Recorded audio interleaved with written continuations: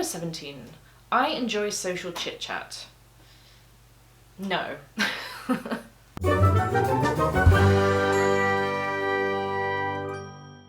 Hi everyone, I am Sam and welcome back to my channel. Today's video is kind of a collab with Indie Andy, who has his own YouTube channel about autism. So a special big welcome to those of you who have come over from his channel. I was recently diagnosed with autism as an adult and I now make videos about autism and neurodiversity and everything from an autistic adult's perspective, so subscribe if you like that kind of content. Now, Indie Andy also makes videos about life as an autistic adult, so if you like my videos, you'll definitely like his stuff. So please go and check out his video on the same topic after this one. He's actually taken the exact same test as me, so if you want to compare and contrast our answers and our interpretations of the questions, it should be kind of interesting to see how differently we respond. So the AQ test itself. Well, we wanted to do this video to make a point about certain things. So the fact that many of these kinds of questionnaires are used as a screener by healthcare professionals, so they might be the first step towards diagnosis for many people. Questionnaires typically are used as diagnostic tools, but I don't think the AQ is so commonly used.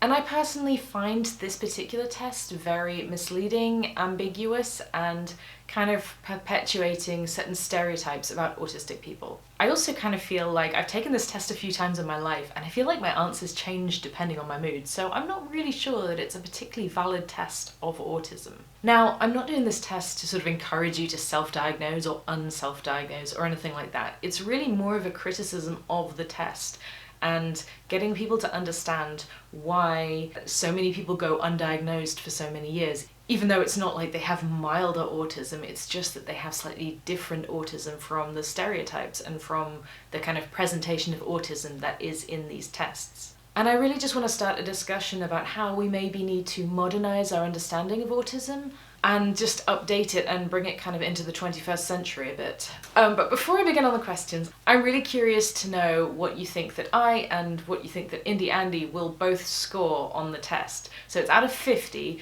anything from sort of 0 to 10 is extremely low, 10 to 20 is kind of average in the population, 20 to 30 is sort of considered borderline or, the author's words, not me, mild autism, and anything from sort of around 30 to 50 is considered autistic AF, or as they might put it, a strong likelihood of being autistic.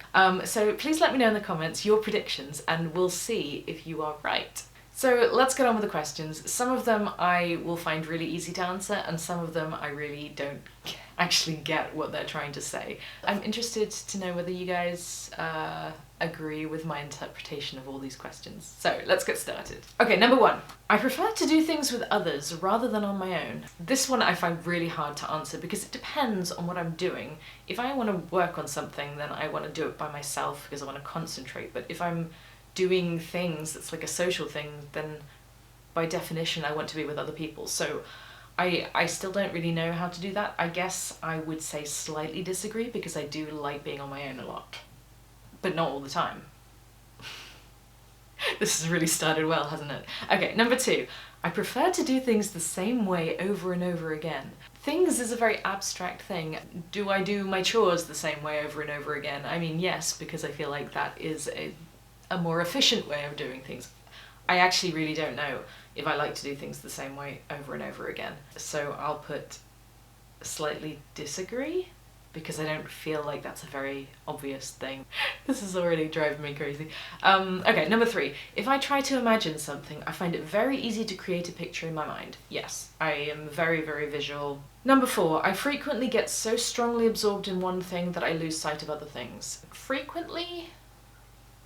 Maybe? I think I know I hyperfocus a lot, I do, but frequently. See, I'm getting stuck on the word frequently, whereas they probably meant it, I frequently get so absorbed. No, I slightly agree. Number 5, I often notice small sounds when others do not. Yes, I have very sensitive hearing, definitely agree. Number 6, I usually notice car number plates or similar strings of information. Actually, the first time that I took this test, I thought, oh no, that's so stereotypically autistic, I don't do that. And then actually just a couple of days later, I was driving around and there was something in my brain that was making me think of the word LARP, like LARPing, you know. and I'm thinking like, why am I thinking about LARPing right now? And then I realized that the car in front of me has the number plate LRP, and it looks like LARP. I guess I noticed car number plates. I notice a lot of things.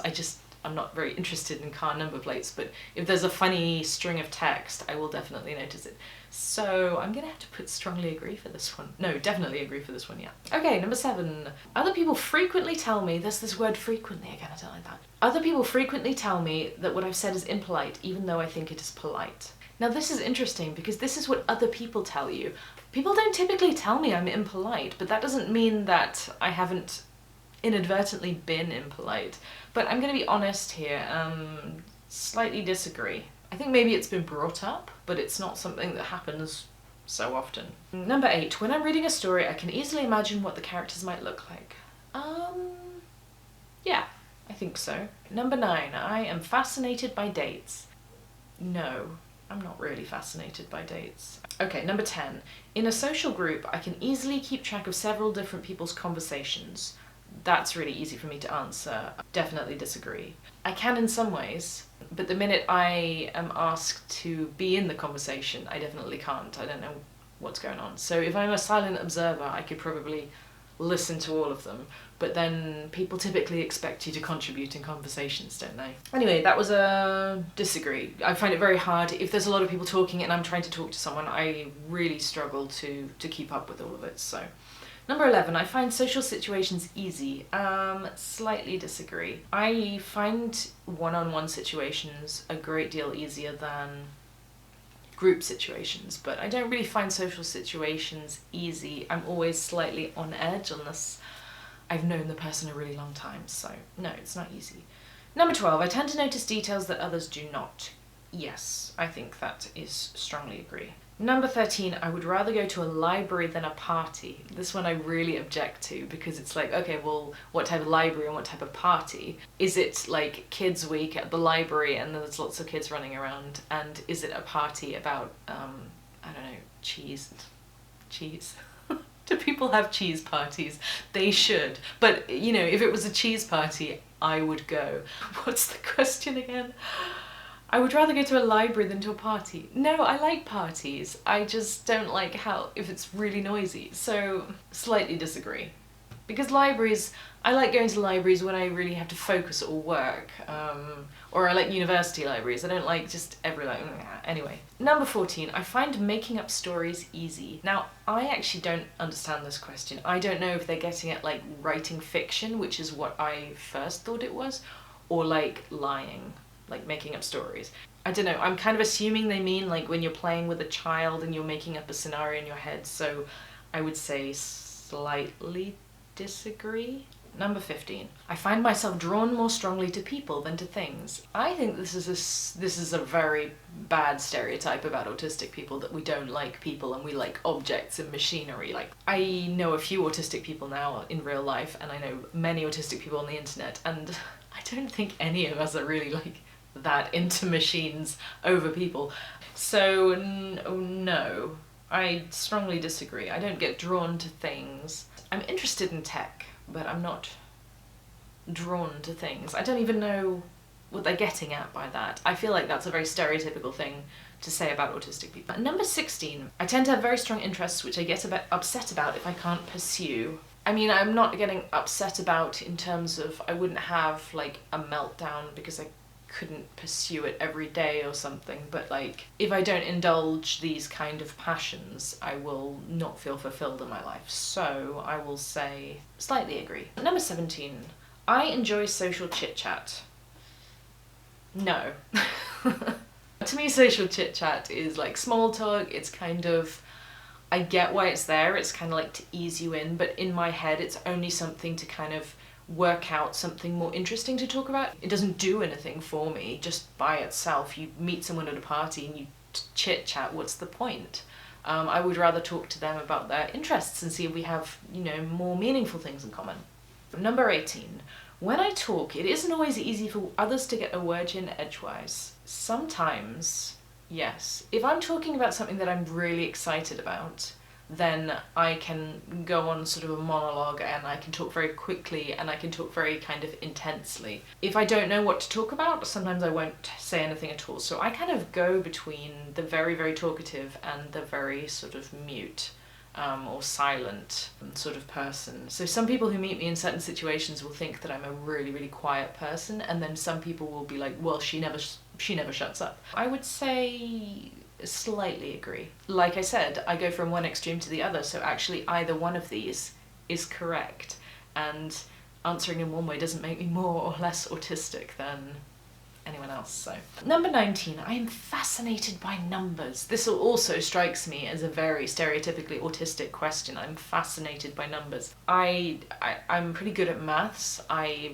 really like statistics, but it's this word fascinated. I find that actually, to me, that sounds like it's written in a patronizing way, because this little boy, isn't he so fascinated with his numbers? I don't know, I'm not fascinated with numbers. Actually, one of the things I really like about YouTube is that they give you a comprehensive analytics section. So my assumption is that I should write strongly agree on this, but I don't know. See, this is the thing. These questions aren't very easy to answer. So if you answer them like one way because you're feeling a certain thing or you're interpreting the question in a certain way, then your answer will be skewed. So I think the fact that I am picking these questions apart also should count as an extra point towards autism, because most people just answer the quiz, don't they? Number 20, when I'm reading a story, I find it difficult to work out the character's intentions. Strongly disagree. I'm pretty good at theory of mind, actually. Number 21, I don't particularly enjoy reading fiction. I'm going to say slightly agree, because I will read fiction, but I'm really picky about what I like and what I enjoy, and I prefer to read non-fiction, so I'm going to say slightly agree. Number 22, I find it hard to make new friends. Strongly agree. I find it very easy to make friends with autistic people and people with ADHD, but just in the general life thing, I find it really difficult.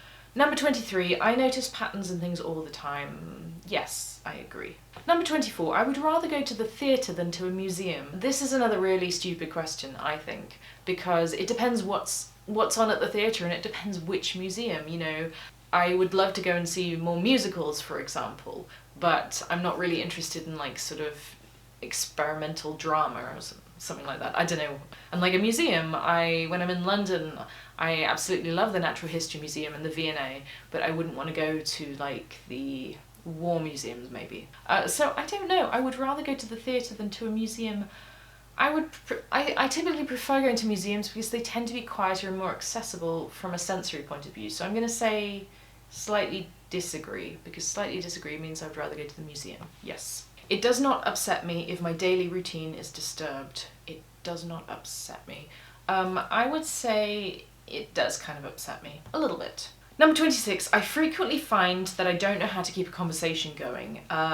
Yes, unless it's with someone that I really gel with, or a topic that I'm very interested about, I do struggle. I really hate those awkward silences, but then as soon as I realise there's an awkward silence, I don't know what to say. So that's strongly agree. Number 27, I find it easy to read between the lines when someone is talking to me. No, and I find it very frustrating to do so, because I wish they would just tell me. Number 28, I usually concentrate more on the whole picture rather than on the small details. See, this question annoys me because I do both, I think, but I am very detail oriented, which I think is what they're going for, so I'm going to say strongly disagree. I usually concentrate more on the whole picture, so that's a disagree. The way that the disagree thing works is sometimes you're disagreeing with a negative as well, so it's actually quite tricky to figure out some of these questions. Number 29, I'm not very good at remembering phone numbers. This is kind of an old-fashioned question, of course, because nobody remembers phone numbers anymore. I remember phone numbers from like my childhood when I used to dial on a phone, so I would say disagree. I think I'm good. I'm not really good, but I'm good. Number 30, I don't usually notice small changes in a situation or a person's appearance. No, I think I'll notice if someone has a haircut or if they've done something differently. I think I would notice. Number 31, I know how to tell if someone listening to me is getting bored. Well, clearly, since I have a YouTube channel, I have absolutely no idea. But, YouTube does provide analytics on when people's attention is going, and I kind of wish that they would do that in real life. No, I Slightly disagree. I'm not very good at telling that. But I'm always a bit paranoid that people are getting bored, which is why I shut down conversations, because I don't know if they're interested or not. 32. I find it easy to do more than one thing at once. Depends what it is, but typically not really. I prefer to focus. I prefer to focus on one thing. I don't think many people are good at doing more than one thing at once, though. Number 33. When I talk on the phone, I'm not sure when it's my turn to speak. Yeah, I get this a lot, and I find also that the slight sort of latency is very disruptive to a sort of natural flow of conversation, so I'm gonna say strongly agree, because I'm not very good at talking on the phone. Number 34. I enjoy doing things spontaneously. I would love to be the sort of person that does, but realistically, I like to have a plan. Number 35, I'm often the last to understand a point of a joke.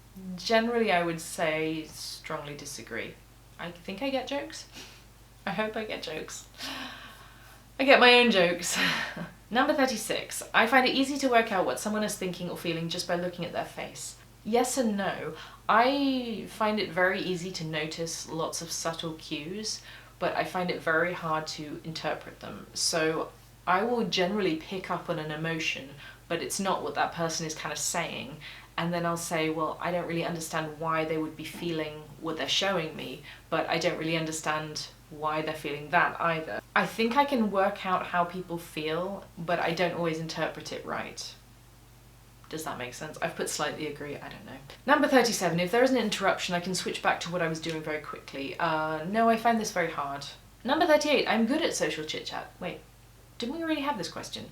Or was it something else about social chit? If I've got a lot of energy and I'm masking very heavily, am I good at it? No, I don't think I am. I'm not good at just being polite and pleasant and... No, I'm not. Number 39, people often tell me that I keep going on and on about the same thing. I don't think so. I'm pretty good at... I try to be good at reading whether somebody's interested in the topic that I'm talking about. Number 40. When I was young, I used to enjoy playing games involving pretending with other children. I struggle to remember the kind of games I played when I was young. I struggle to remember the friendship dynamics apart from with my best friend. When we played together, it wasn't really pretending. We used to do a lot of skits and like do little drama shows. I would say disagree. I don't think I did much pretending. We would play other things in the schoolyard. What we play, you know, like active games. I don't think I remember doing much pretending. I'm gonna put disagree because I don't remember. Number 41, I like to collect information about categories of things, e.g. types of cars, birds, trains, plants. The way that this question is worded really confuses me. It's the collect information. To me, I don't collect information, I remember stuff. So collecting information sort of implies you're sort of purposefully collecting types of trains in your brain and you have it all in there like that. I don't think that's what this question is getting at. I think it's poorly worded, actually. I'm going to interpret it as I remember lots of different information about certain topics, because categories of things, it also implies there's a sort of difference in how you're actually memorizing things. So I'm going to say slightly agree, but I don't really know. I don't know. Number 42, I find it difficult to imagine what it would be like to be someone else. Yes, I can imagine what it would be like to be in someone's shoes, as it were, like from their perspective. If I was in that situation, how would I feel? But I'm not very good at saying, if I was that person, how would I feel? So I don't think I really understand what it is like to be other people. I'm gonna put slightly agree. Number 43, we're getting there. I like to carefully plan any activities I participate in. Generally speaking, I would say yes. Number 44, I enjoy social occasions. I'm gonna put agree. I like going places, I like being included, I like all these things. I just don't like social chit chat and lots of noise. Yeah. I don't know whether to put strongly or slightly. Slightly, because then it's like, there's a caveat, isn't there? Okay, number 45, I find it difficult to work out people's intentions. Yes, I find it difficult to know whether somebody's being nice to me because they want to be my friend, or whether somebody is kind of like being manipulative behind my back. Because the thing is, I would always try and work out, well, why? Why do they want to be my friend? They don't really know me that well, or they only know me because I've been this person here.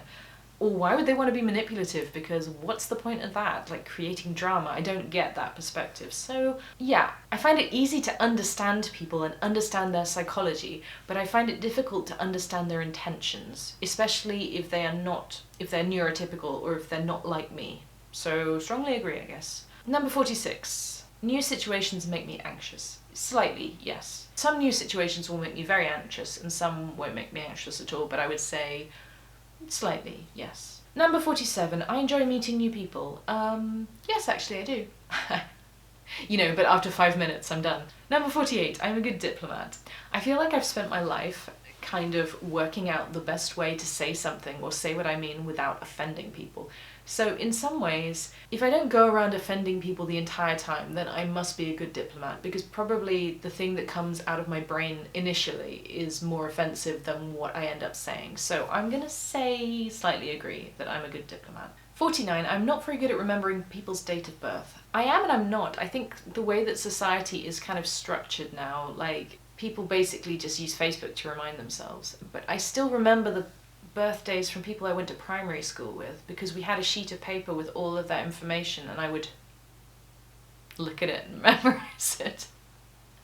Yeah, why was it not more obvious when I was a child? I'm not very good at remembering people's date of birth. Disagree. I think I am. It's just because, you know, when you get to your 30s, people don't really have like birthday parties in the same way, in the same kind of predictable way that you do when you're younger. So I think it's just like birthdays are less important when you're older, and therefore I don't remember them as well. Okay, number 50, the last question. I find it very easy to play games with children that involve pretending. My son is coming up to 2.5, so I guess he's like, he does some pretend play, mostly involving eating and cooking. And I find that easy because, you know, a kid brings you an egg to eat. You go, that's easy, right? To be honest, if it was like, oh, you're a dragon and I'm a princess and this kind of stuff, no, I don't think I would find it easy. And I think I would find it annoying more than difficult. So, disagree. Okay, this has been a long video because there are 50 freaking questions on this test. We are going to score it. I've already taken this test before, so I'm interested to see whether this particular answering of this quiz is actually different. So let's go to score my answers.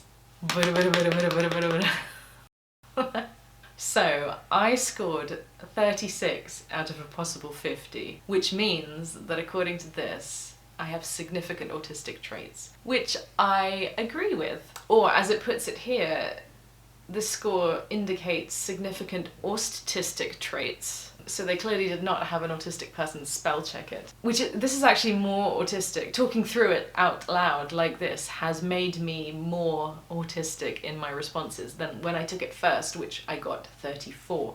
So I'm really curious to see who was the closest guess in the comments. And I'm also really curious to see what Indie Andy got as his score, because I think the questions, the more I work out what they're trying to get at with the questions and the less that I take the questions literally as they are written, the more autistic I seem to become. So I think the questions are really, really badly written because autistic people will look at the details, they will focus on one particular word like frequently. Well, I don't do it frequently, so that doesn't happen to, you know, so I'll downgrade my answer. So I don't know if you thought that I interpreted the questions correctly or what. I'm really interested to know what you think of the test.